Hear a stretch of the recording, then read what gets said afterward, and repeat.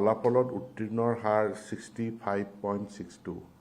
মই পুনৰ কৈছোঁ যে এইবাৰ ফলাফলত উত্তীৰ্ণৰ হাৰ 65.62%, যিটো যোৱাবাৰৰ উত্তীৰ্ণৰ হাৰতকৈ প্ৰায় 2.5% বেছি। যোৱাবাৰ আমাৰ 63% আছিল আৰু এইবাৰ আমাৰ 65.6% উত্তীৰ্ণ হৈছে। এইটো খুব আশাব্যঞ্জক।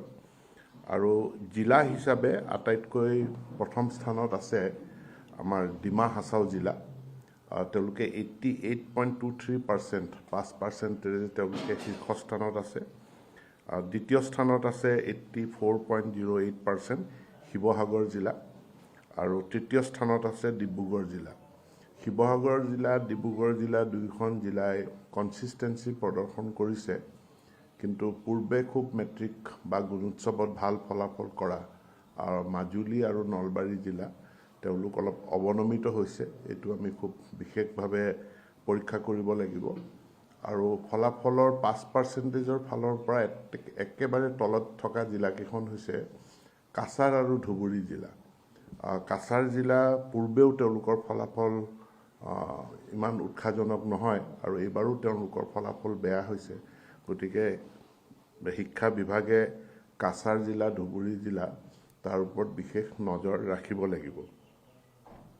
আমি যিহেতু ষ্টেণ্ড কৰাটো আজিকালি প্ৰথম 10টা স্থান দিয়া নহয়, 3টা স্থান দিয়া হয়।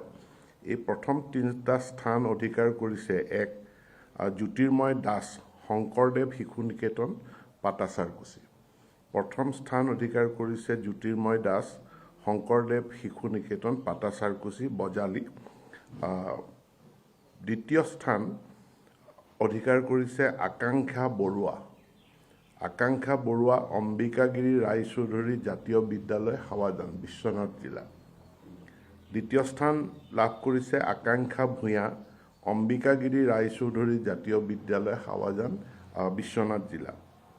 তৃতীয় স্থানত দুগৰাকী আছে।